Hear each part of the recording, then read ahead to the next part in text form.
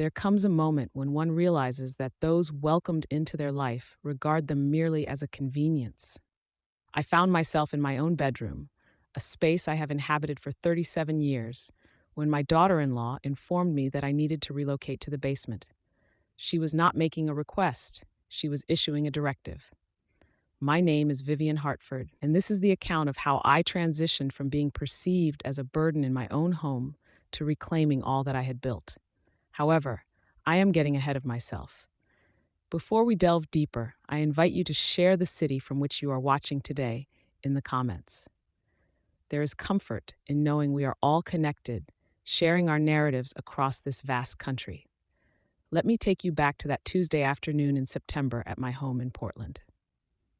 The maple trees outside were beginning to display their autumn colors, casting a golden and crimson hue over the neighborhood. I was folding laundry in my bedroom when Cassandra entered without knocking. "Vivian, we need to talk," she announced, bypassing any pleasantries. My son Michael followed her, avoiding my gaze, which should have been my first indication of the impending conversation. "Richard's parents are coming for Thanksgiving and will need to stay through Christmas," Cassandra continued, already rummaging through my closet with the detached efficiency of an auctioneer. "They can't manage stairs anymore, so we'll need this room. The basement has that nice daybed, and you're still mobile enough to handle the steps."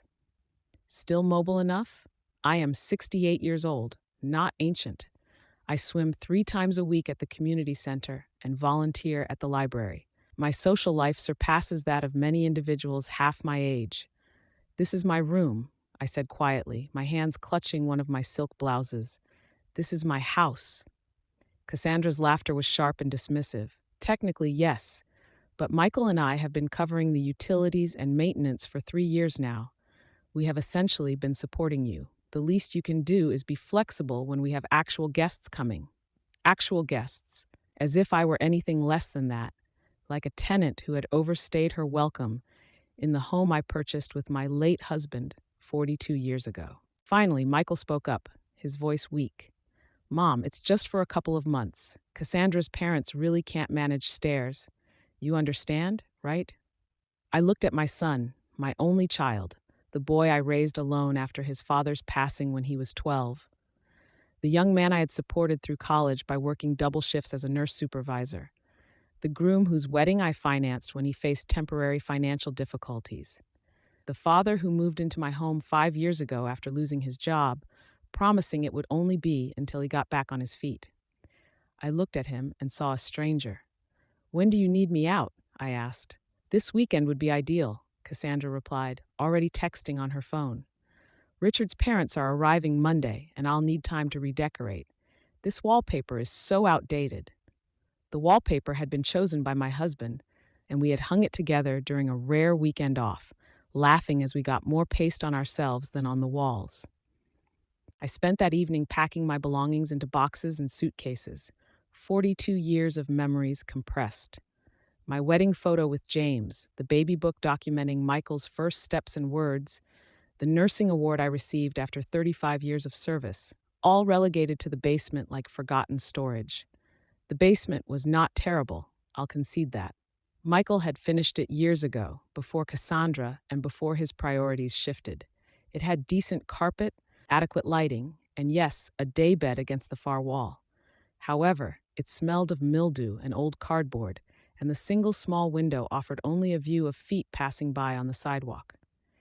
This was my home, the place where I raised my son, fought to keep during lean years, and envisioned growing old with my husband before cancer took him at 47.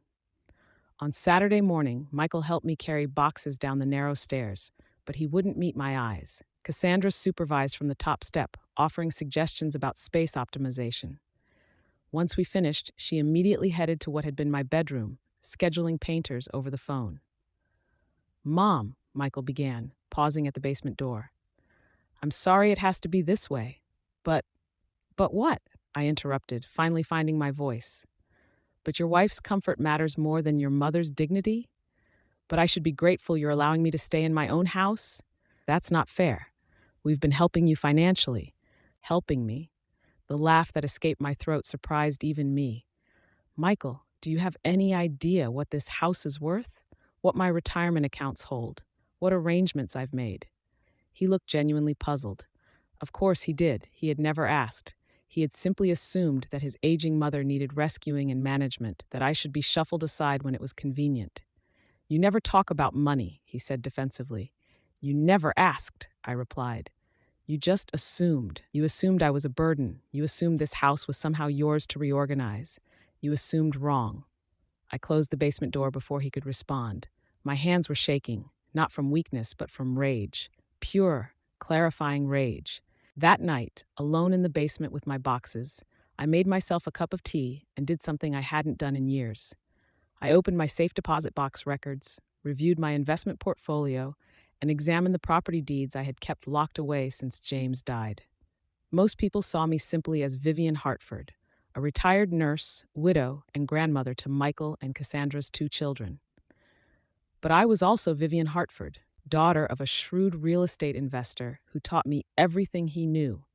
I had taken the life insurance money from James's death and, through tears and determination, turned it into something substantial. I owned not just this house, but also the downtown penthouse property that Michael and Cassandra had admired during a charity event last year, never knowing who held the deed. For the first time in days, I smiled. They wanted me out of the way. They would get their wish, just not in the manner they envisioned.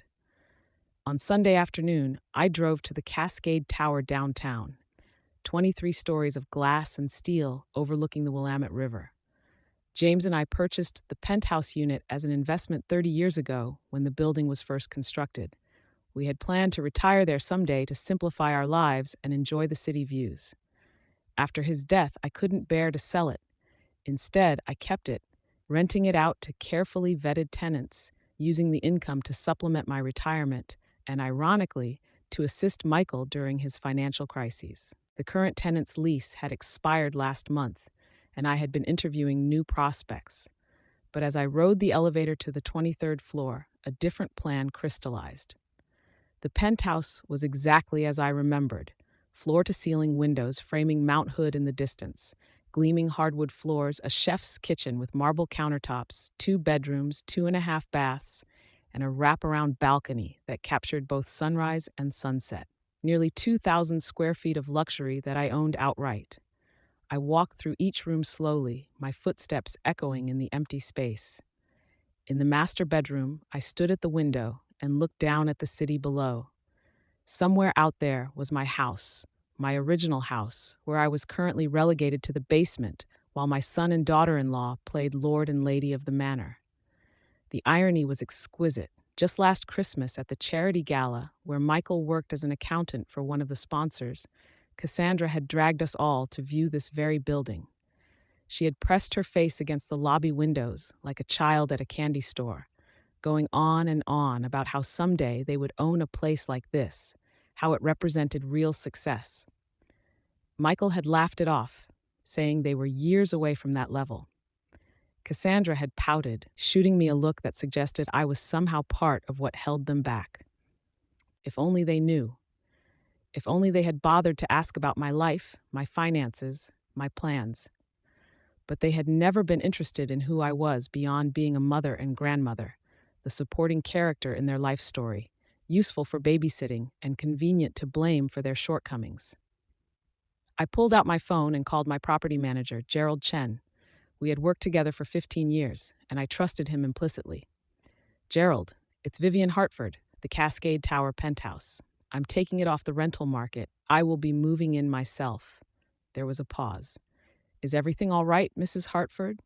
"Everything is about to be perfect," I assured him.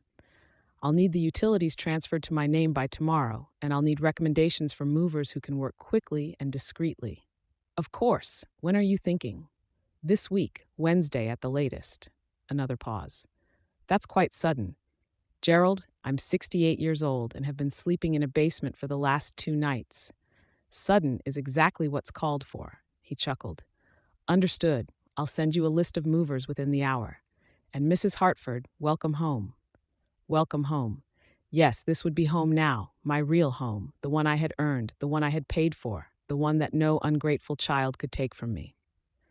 The movers arrived at 6:30 Wednesday morning, a time I had chosen deliberately. Michael left for work at 6:45, and Cassandra typically didn't emerge from the master bedroom before 9:30 on her best days. I had been awake since 4, my belongings already organized and labeled with the efficiency of someone who had spent decades managing hospital wards. "Everything goes," I told the crew chief quietly, gesturing to my boxes in the basement. "And please, discretion is important." He nodded knowingly. He had probably seen this scenario before. Seniors being shuffled around by their children, finally reclaiming their independence. The crew moved with practiced efficiency, carrying my life up those basement stairs and into the truck parked discreetly down the block. I was supervising the loading of my grandmother's antique dresser when Michael appeared at the top of the basement stairs, coffee mug in hand, still in his pajamas. "Mom, what's going on? Why are there movers here?" I climbed the stairs to meet him at eye level. "I'm moving out." His face cycled through several expressions: confusion, disbelief, then something that might have been panic. "Moving out? What are you talking about? Where would you go?" "That's not really your concern anymore, is it?" Cassandra appeared behind him, her silk robe fluttering. "What's all this noise, Vivian? What are you doing?" "I'm leaving," I stated simply. "You needed my room, so I'm making it permanently available." "But you can't just leave," Michael stammered. "This is your house. We were just moving you temporarily." "No," I interrupted firmly. "You were putting me in the basement indefinitely because it was convenient for you. You made me feel like a burden in my own home. So I'm relieving you of that burden." Cassandra's expression shifted from confusion to something harder. "Where exactly do you think you're going? Do you even have the resources to rent somewhere decent?" "Michael and I have been supporting." I couldn't help but laugh. "Cassandra, you've been living in my house rent-free for 5 years. The utilities you've been paying don't even begin to cover market rent for a 4-bedroom home in this neighborhood. But let's not argue about math." The crew chief appeared at my elbow. "Mrs. Hartford, we're loaded up, ready when you are." "Mrs. Hartford?" Michael's voice cracked. "Why is he calling you that? Mom, please, let's talk about this. Don't make any rash decisions." I looked at my son, really looked at him. When had he become so small? Or had I simply been making myself smaller to accommodate his ego? "Michael, I've spent 3 days in a basement considering my decisions. There's nothing rash about this. I'm choosing to live somewhere I'm wanted and respected, somewhere I'm not just convenient or in the way." "But Mom, we need you. Who'll watch the kids?" And there it was. Not "we'll miss you" or "we love you," just "who'll watch the kids?" "You'll figure it out," I said, following the movers toward the door. "You're both resourceful adults. You'll manage." Behind me, I heard Cassandra hiss to Michael, "Let her go. She'll be back in a week when reality hits." I smiled. Reality was about to hit, but not in the way she expected. The penthouse felt like breathing after being underwater. I stood on the balcony that first afternoon, watching the city wake up below me, and felt something I hadn't experienced in years: peace. Pure, uncomplicated peace. My furniture looked magnificent in the space. The antique dresser my grandmother had brought from Boston fit perfectly in the master bedroom. My reading chair, the one James had given me for our 20th anniversary, sat by the window where the light would be perfect for my books. Even my plants, rescued from various corners of the basement, seemed to straighten up in the abundant natural light. Gerald had arranged for a cleaning service to come that first day, and by evening, the penthouse looked as if I had lived there for years. I made myself dinner in the gorgeous kitchen, just a simple pasta, but cooking it felt ceremonial. Somehow, I ate on the balcony, watching the sun set over the West Hills, painting the sky in shades of orange and gold. My phone had been ringing all day. Michael had called 17 times, Cassandra, 6. I ignored them all. Let them wonder, let them worry, let them feel a fraction of the uncertainty they had caused me. Finally, around 8, I answered. "Mom, thank God. Where are you? Are you safe?" "I'm perfectly safe, Michael. I'm in my home." "Your home? What do you mean? Did you rent an apartment?" "Mom, please, you need to think about this financially. You can't afford." "Michael," I interrupted calmly, "I need you to stop talking and start listening. Can you do that?" Silence on the other end. Then cautiously, "Okay." I'm not in financial trouble. I've never been in financial trouble. I have a substantial retirement portfolio, excellent health insurance, and multiple income streams. The help you thought you were providing, I didn't need it. I accepted it because I thought it made you feel good to help your mother. But you never said, you never asked, you simply assumed. You assumed I was failing, struggling, barely scraping by. You saw what you wanted to see, a helpless old woman who should be grateful for your charity and willing to accept whatever scraps of dignity you chose to offer. I could hear Cassandra in the background demanding to know what I was saying. I'm not telling you where I am, I continued. Not yet. I need time to settle in, to remember who I am without constantly trying to make myself smaller, quieter, less of an inconvenience. When I'm ready, we can talk about our relationship. But Michael, I paused, looking out at the glittering cityscape. It will be on my terms, not yours, not Cassandra's, mine. Mom, please. I love you. I've always loved you, but I won't be treated like a burden anymore. Think about that. I hung up before he could respond and turned off my phone. Tomorrow, I would deal with the logistics, changing my address, updating my information with my doctors, transferring my pharmacy prescriptions. Tonight, I would simply exist in this beautiful space I had reclaimed, remembering what it felt like to take up room in the world without apologizing for it. The city lights twinkled below like a constellation of possibilities. I was home, finally, truly home. By Friday, reality began to set in for Michael and Cassandra. I knew this because my friend Dorothy, bless her, had remained in contact with them, playing the role of concerned neighbor while keeping me updated on the chaos unfolding in what used to be my house. Vivian, you should hear them, Dorothy reported during our coffee date at a downtown cafe I had never visited before, too far from my old neighborhood. Cassandra's completely beside herself. She's been calling everyone she knows, trying to figure out where you went, and Michael looks like he hasn't slept in days. Good, I said, surprising myself with the venom in my voice, then softer. I know that sounds harsh. Honey, it sounds like justice. Dorothy squeezed my hand. What they did was unconscionable, moving you to the basement like you were storage furniture. I had known Dorothy for 30 years. We had worked together at the hospital, surviving countless double shifts and impossible cases. She was one of the few people who knew the full story of my finances, my properties, my carefully constructed life. There's more, Dorothy continued, lowering her voice conspiratorially. Apparently, Cassandra's parents arrived Monday as planned. According to my source, she meant her daughter, who was friends with a neighbor. Richard's mother took one look at your old room and declared it completely unacceptable. I raised my eyebrows. Unacceptable? The wallpaper Cassandra was so eager to remove? It turned out Richard's mother was extremely allergic to the paint fumes from the new color they chose. She lasted one night before demanding they book her a hotel. She was apparently quite angry they didn't prepare better. I couldn't help but laugh, a genuine laugh that drew looks from other cafe patrons. So they displaced me for nothing? It gets better. The hotel is costing them about $200 a night for 2 months, and you know they don't have that kind of cushion in their budget. I did know. I knew exactly what Michael earned as an accountant. I knew about the credit card debt Cassandra had accumulated. I knew about the car payments they were struggling with. I knew because I had been helping, quietly transferring money for emergencies, paying for the grandchildren's private school tuition, covering home repairs they couldn't afford, all while they treated me like a charity case they were generously supporting. Michael called me yesterday, Dorothy continued. He asked if I knew where you were. He sounded desperate, Vivian. I think it's starting to dawn on him what he's lost. What he threw away, I corrected. I didn't leave, Dorothy. I was pushed out. I know, honey. I know. We sat in comfortable silence for a moment, watching Portland's downtown bustle past the cafe windows. This was my city now, not the quiet residential neighborhood where I raised my family, but this vibrant, complicated, beautiful urban center. I was reinventing myself at 68, and it felt terrifying and exhilarating in equal measure. They'll figure out where you are eventually, Dorothy warned. Portland's not that big. I know, I agreed.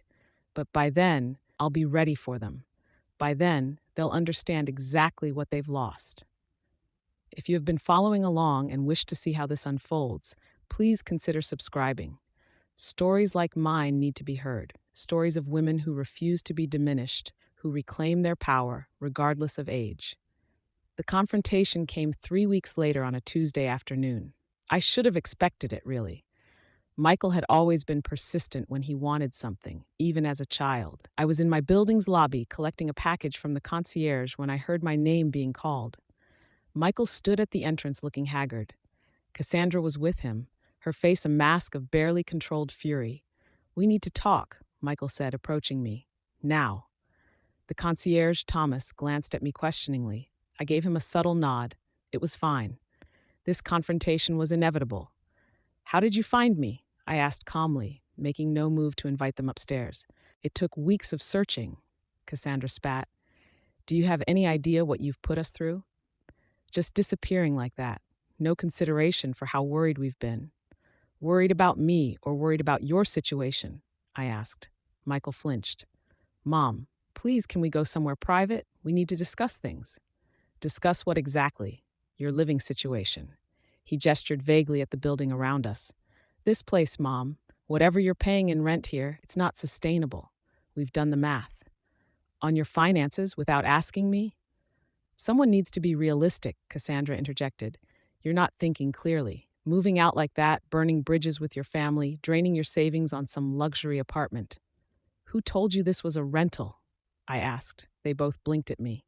"I assumed," Michael started. "You assumed again," I shook my head. "Michael, Cassandra, I think it's time you both understood something. I don't rent this penthouse. I own it." The silence that followed was exquisite. "You what?" Michael's face went pale.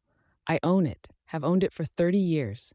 Your father and I bought it as an investment when this building was first constructed.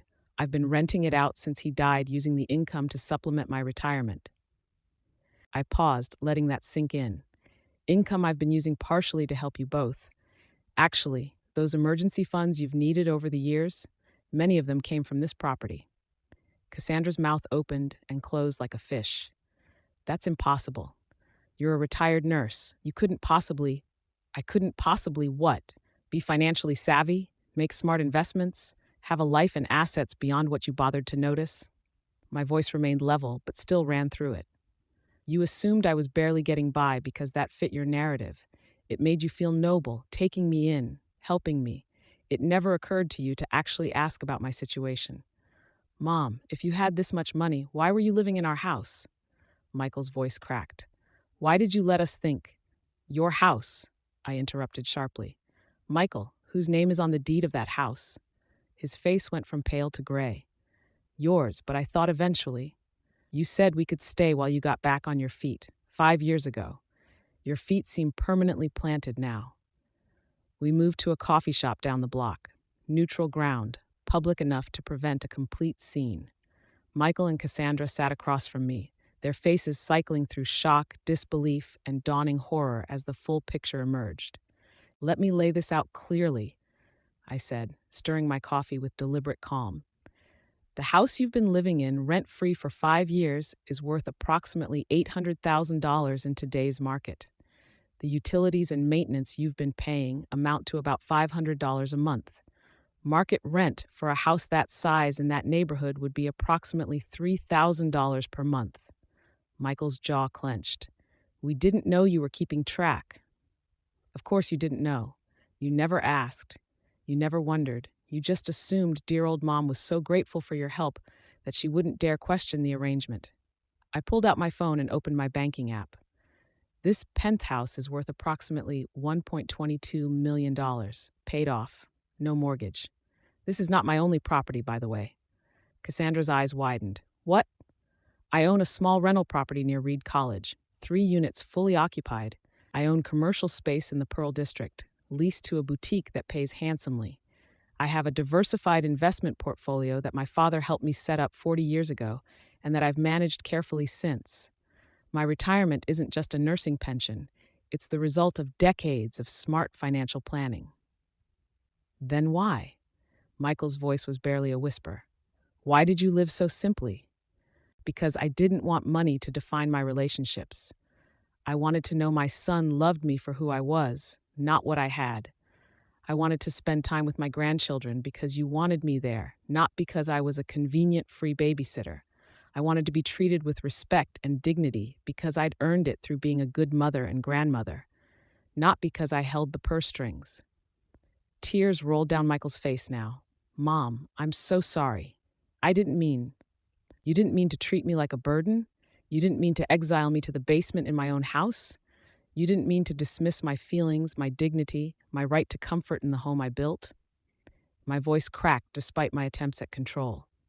Michael, what did you mean then? Cassandra had gone very quiet, her face pale.